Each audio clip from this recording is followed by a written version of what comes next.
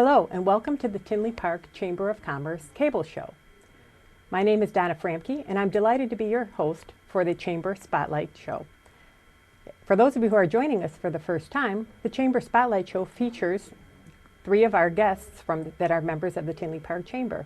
Today I'd like to welcome our first guest, Tanya Bauer from the Brooke Bauer Boutique Salon and Spa in Tinley Park. Welcome, Tanya. Thank you. Thank you for having me. Oh, my pleasure. So I understand you have a relatively new salon in Tinley. Can you tell me a little bit about it? Yes, absolutely. So Brooke Bauer, she's the owner of the salon. She has been a hairstylist for only 3 years. She's actually only 22 years old. So she opened her own salon suite 2 years ago. That was in Orland Park. And then her business just grew and grew from there. So I would say about in October, she started the hunt for a new salon where she had a larger space. She can offer more services to her guests that were always inquiring about different things, you know, that she was offering.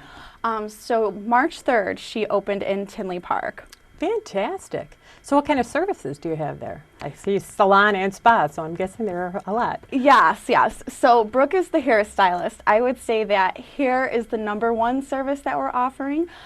We currently have 3 stylists that are there working full time. In addition to that, we offer massage therapy, facials, eyelash extensions, something called an eyelash tint, which uses your natural lashes where they're just tinting them and making them look a little brighter, and also spray tanning as well, airbrush spray tanning. Really? Mm-hmm. Wow, that's quite a bit of services. Fantastic. Yeah. So are there a lot of stylists that work there? Or? There's just the 3 stylists, and then what I do is the massage therapy and the airbrush spray tanning. And then we have 1 person as an esthetician right now doing the facial services, and then another woman offering the eyelash services that we have. Ah, so you're the massage therapist. Yes. That's nice. Very nice. So what about your salon? What makes the Brooke Bauer salon unique? There's a lot of different things I feel like that sets us apart from different salons in the area. Probably the first thing I'll start with is just the ambiance when you come into the salon. Brooke got really, really lucky. She found a space that was due for a remodel. So she actually got to design everything on her own. So being 22, she knows, you know, what's in, what's cute. So really from the minute you walk in, the floor to the ceiling, everything is brand new. The first thing you're greeted with is this big, beautiful gold chandelier. So the minute you come in, you're like on a little mini vacation. That's so nice. I feel like a lot of time when our guests are there, they don't even want to leave. They're like, what else can I do? What else can I do? Everybody's just kind of hanging out, which is always nice. A nice sense of place to begin with, huh? Yes, Absolutely. yes. So the other thing that I feel like makes us quite different are the products that we're offering. So often if you go into a hair salon or any type of beauty salon, you might see a lot of different product lines that are offered, and it's almost overwhelming. You don't know where to start or what to choose for your hair or your skin type. We did a lot of research about the products we were going to offer in the salon. So what was really important to Brooke is that the products were healthy. Not only, you know, what you're putting on your skin, on your hair, but also healthy for the environment. Oh, that's great. So some of the different things that we offer for our skincare, it's again just 1 product line. It's actually called Emergency. So this is it right here. This is our vitamin C serum. Okay. So if you know anybody is interested in coming in for a facial, this is the product line that we use for everyone. And the founder of Emergency it actually is interesting. This is the 1 product that it started with. It started on a rooftop in New York City. Okay. So it's a vitamin C serum, and with the vitamin C, it's encapsulated vitamin C. That's the type of bottle that it's in. So what happens is the minute you pump it out and it goes directly on your skin and it's penetrated into your skin versus some other products you might see where you put it on your skin and it's just sitting on the surface of your skin. Okay. These are all very, you know, paraben free. Anything that's bad for you is not in here. So all of this is very healthy for the environment. They use natural ingredients. Have you ever heard of like stem cell research, Sure. which sounds very scary, but these are plant stem cell ingredients in here. So basically, they're Swiss apples. A farmer in Switzerland found an apple that had fallen on the ground a year ago, and the apple hadn't like aged at all. So that ingredient is the same ingredient that goes into the products. It's all plant-based. Really? And the most fun thing with the Emergency is that every time you buy a product, the company actually plants a tree. Oh, well, good Yeah. for the environment there as well. Yes. And then over here we have our hair products. So the line that we use for hair is called Kevin Murphy. I just brought 2 of the fun ones today. But again, a lot of organic ingredients, stuff that's healthy for the environment. I've been using this for about 3 years, and after the first year I was like, my hair just keeps growing and growing. I don't know why, because I could never get it to grow before. And then I realized it was from the product. So No instead kidding. of That helps your hair grow, huh? Yeah. Wow. So instead of just, coloring your hair or treating your hair, every time you color your hair feels a little bit softer. So even down to the ingredients, I can actually show you if you want to. I'll spray a little bit on your hand. If you want to take a smell of that. That smells great. So Smells great. no, Take my word for it. Yes, no added fragrance or anything like that.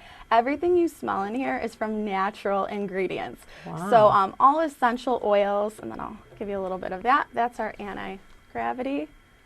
So what does that mean, anti-gravity? What this product does is we actually put it on the root before we do a blowout for your hair, so before we're blow drying your hair. And what that does is if anybody we really use it with everyone, it just kind of like livens your hair and gives you a lot more volume with your hair. Oh.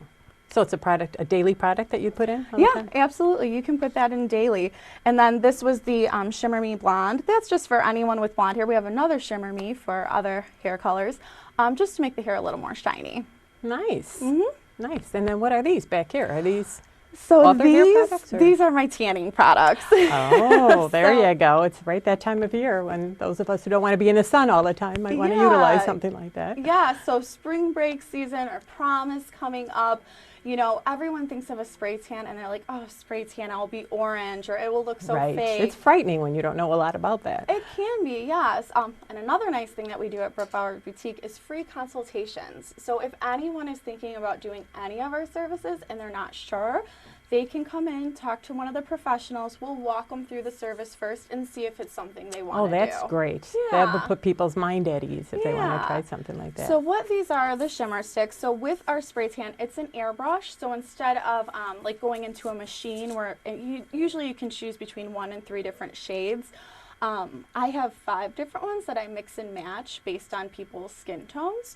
So it comes out very, very natural. It's noticeable, but still very natural. Oftentimes people will say, they don't even notice you have a spray tan until you say like, well, look at my tan line here, and then you can see the difference. So it's really just to kind of brighten up the skin a little bit. Sure. Wow. What these do here, I kind of brought these because we're sort of nearing prom season. So what these are for shimmer sticks. So after you get a spray tan, or I guess you don't even need a spray tan, but just a shimmer stick. So if you had a fun night out on the town, you actually like put that over your tan. Let me see what that looks like. Can I put some on? So this one is called the Fire. There we go. It gives a little shimmer. Just a little bit of shimmer. Nice. Just a little bit of color. Very Yeah, nice. that's the Fire. And then this one here is the Ice, kind of like cool, sparkly there. Very pretty. Yeah. And then the other service, which I wasn't able to bring any products for, would be the lash services that we offer. Gotcha.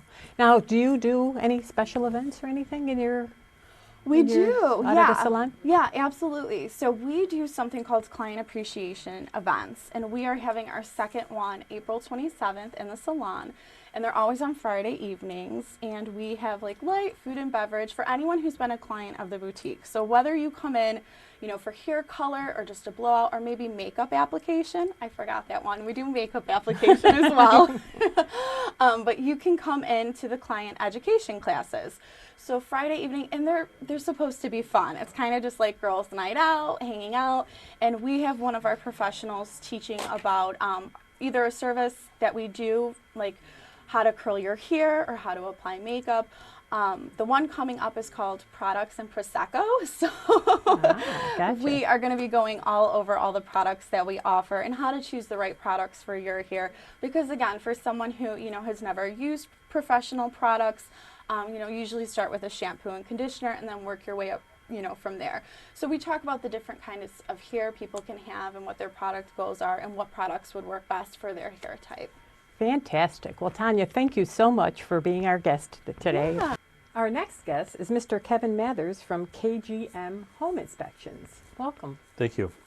So maybe we'd just like to start for some of our viewers, kind of an elementary approach to, I have limited knowledge of when a person needs a home inspector, but tell me a little bit about how that happens, what the process is, and who actually is the ideal client for a home inspection. Majority of the time, the process will start if someone's in the process of buying a home.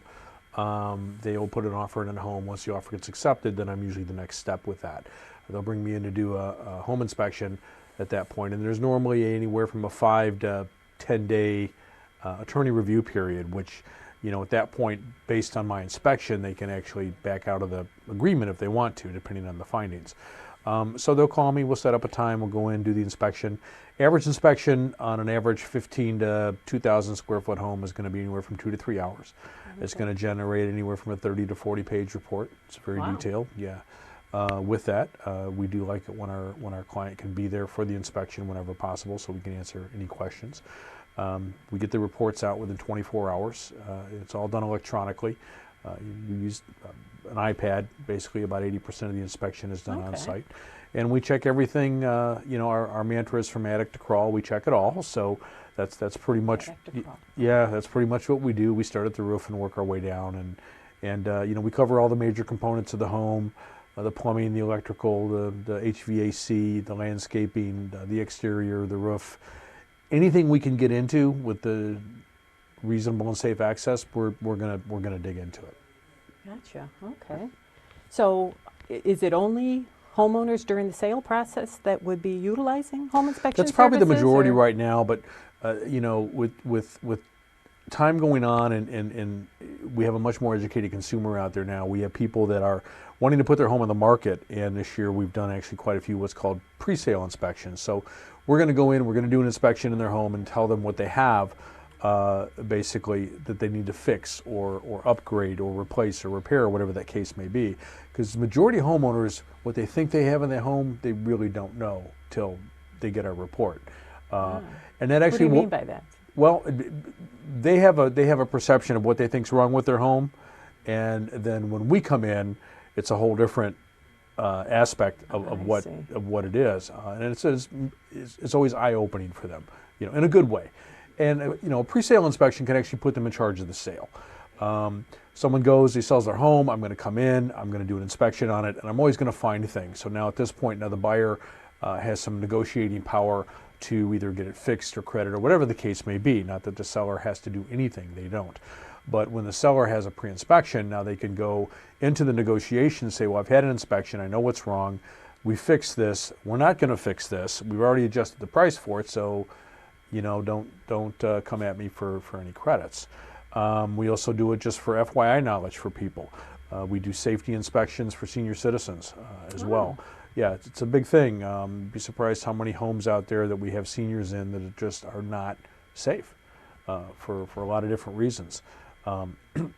So safety checks, a la carte inspections, which sometimes we'll just go look at an attic, or we may look at a basement or in a crawl space or something like that. So someone can call you, and if they say, I think I might have an issue with my attic. Yeah, absolutely, yeah. Or can you check out our roof for us or things like that, absolutely, yep. Now, is a safety inspection the same type of inspection, or is that slightly different? We look at the electrical, and safety can include definitely the plumbing aspect of it. People don't think about, they think about leaks when it comes to plumbing, but if you have a sewer drain, or what we call a drain waste pipe that's leaking, and every time you flush the toilet or you run the washer, and now if all that water's just running into your crawl space, well, that creates a health issue.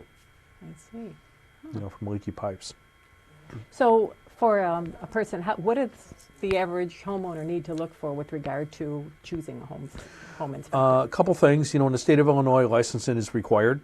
To become a home inspector in Illinois, there's 60 hours of certification training, and that will provide you with the opportunity to take the licensing test, which in Illinois is pretty much the national home inspector test. So you want to make sure they're licensed. You want to make sure that they're insured, obviously, with general liability and errors and omissions type of insurance. You want to find out how long they've been doing this, as well. My company, we average about 500 inspections a year. Okay.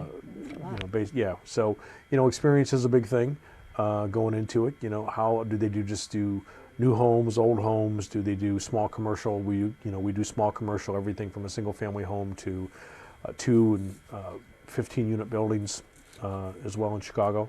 So we cover the entire Chicago metropolitan area and all the surrounding suburbs as well. Okay, so how many inspectors? Tell me a little bit about the size of your company. Do you have multiple inspectors? I do have a people call? full-time inspector. Okay. I'm looking to bring on another one this year, so I can kind of slowly transition out of the field, so to speak, and run the business. And I also teach. I'm a national trainer for American Home Inspectors Training, so they fly me out once or twice a month, so I actually certify new inspectors as well. A trainer. Yeah, Huh? yeah.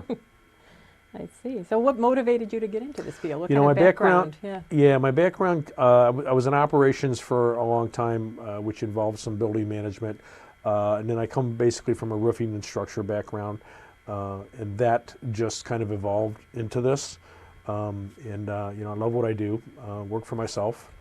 You know, of course, there's the crawl spaces in the attics. You know, there's always going to be a surprise there, but it's part of it. But it's good. It's the ability to be able, especially with first-time home buyers. You know, it's the young couple. It's their first home, and you're really their first line of defense. You know, we're it. You know, because we're kind of starting the process, and you know what we tell people is we're going to be the smallest check you're going to write that can save you the most money. Sure, and I'm sure it gives people peace. I know it did when we went through that process. It gives people peace of mind to know, Absolutely, you know, absolutely. what they're looking for or whatever. So, as we start wrapping up, do you have any concluding message you'd like to share with us as far as?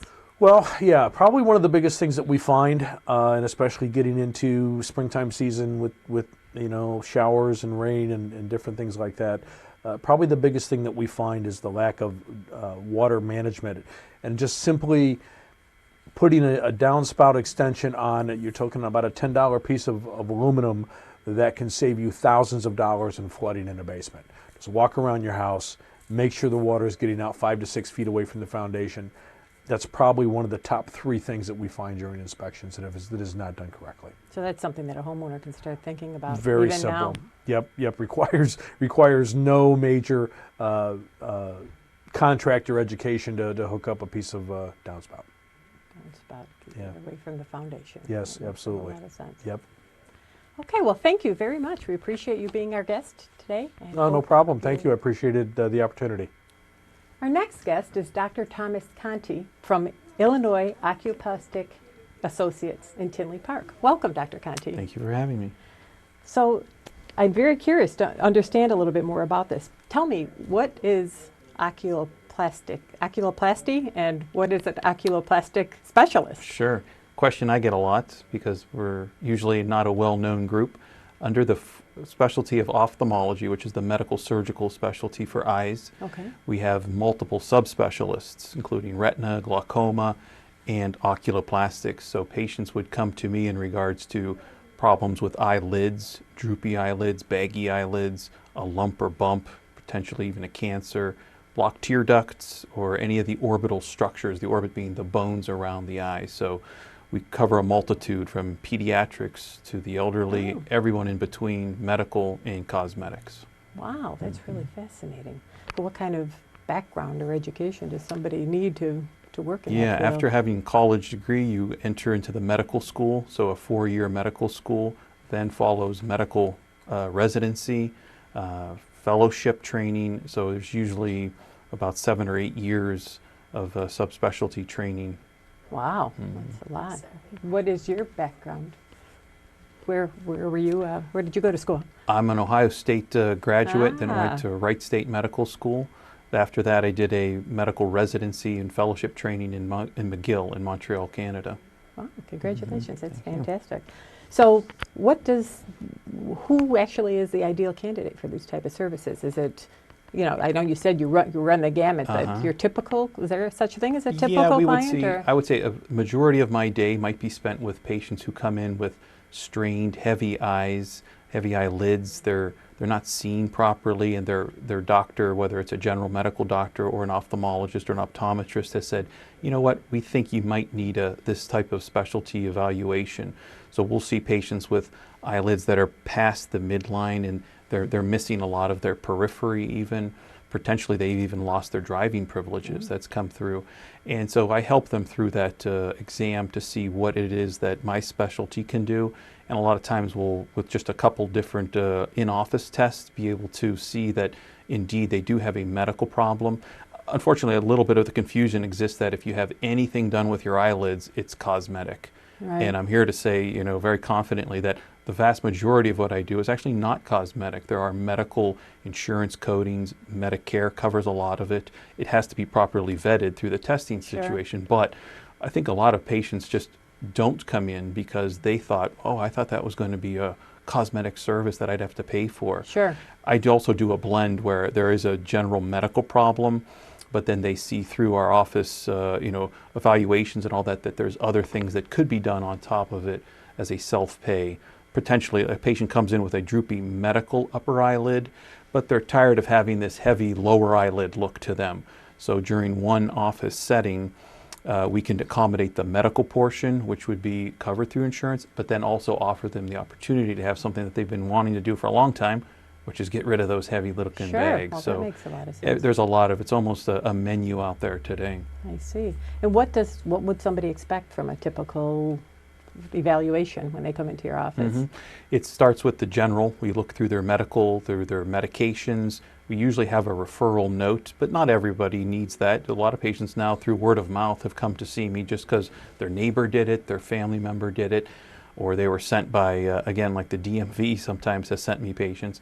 The exam is quite personal, just with a chair and myself, and we don't usually have to dilate, so the patient can drive right away. There's no vision, you know, discomfort with that.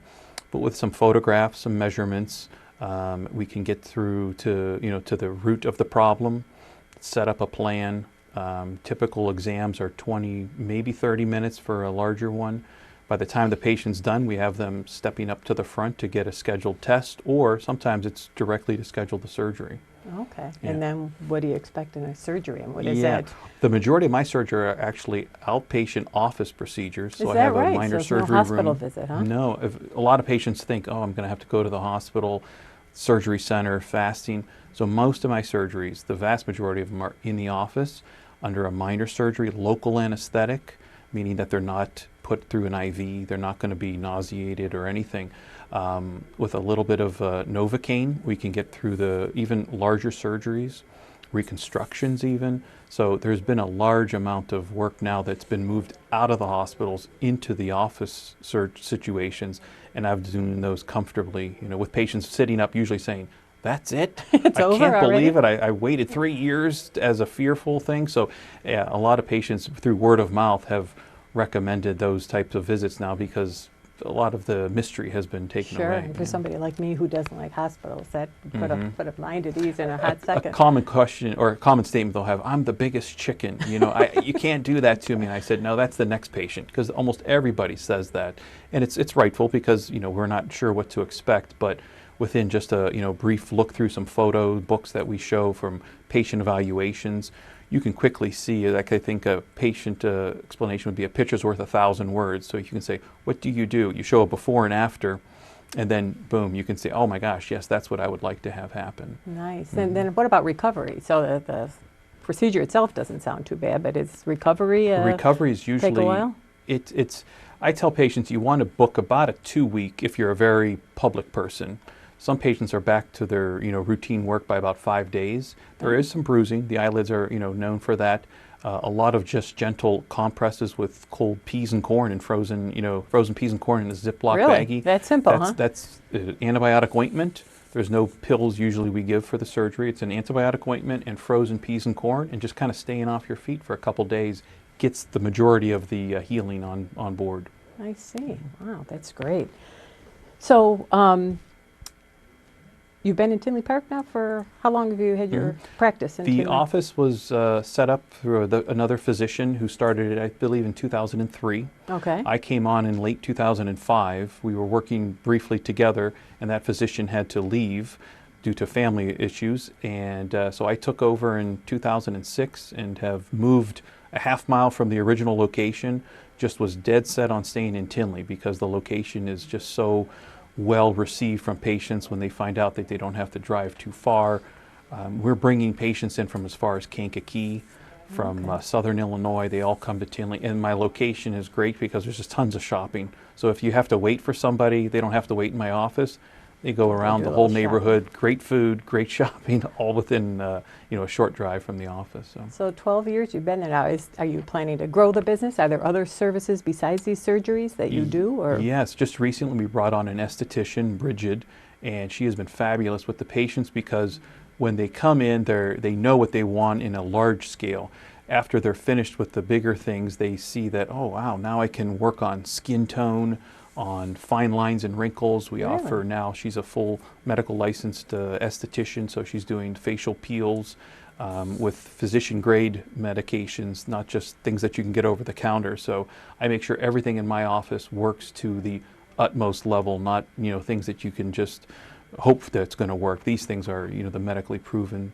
And she does the microderm, and under my guidance, we kind of tailor a program for a patient who started just with one thing, and then they come away with a large amount of other options. So fantastic. Now, can somebody make an appointment with her if they are not in need of she has her surgery own as well? she has her own appointment schedule now. So that's really grown the practice because we have now, through word of mouth, a common thing that will happen: a patient has to come in and see me.